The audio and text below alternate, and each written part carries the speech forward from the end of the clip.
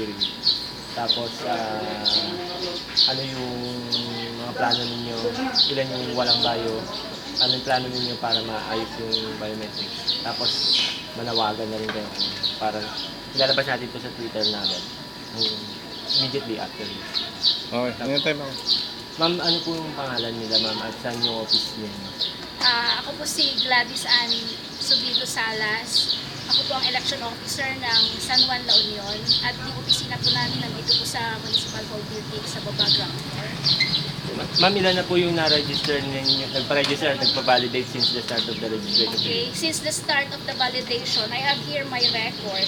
So, ang nag-start po tayo ng validation at the same time ng registration was May 6 to 9. So, yung May 6 to 9 po natin, I have a total of 199 validation po.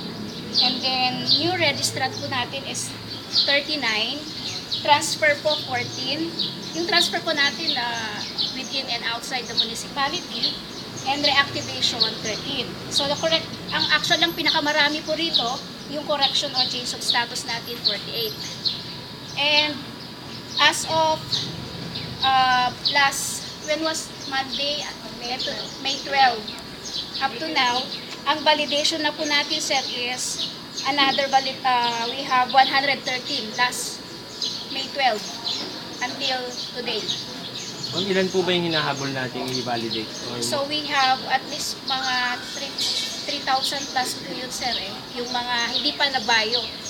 And hopefully, since ang ginawa ko po naman prior for the validation and registration, nag-notice na po ako individual notice. Ang ginawa ko, lahat po yung hindi na biometrics. At the same time, aside from the individual notice, nag-post po ako ng mga list of those walang biometrics kada barangay. Since ang San Juan po natin, I have 41 barangays.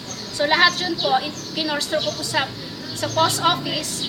Silang nagbigay sa mga concerned dun sa mga tao.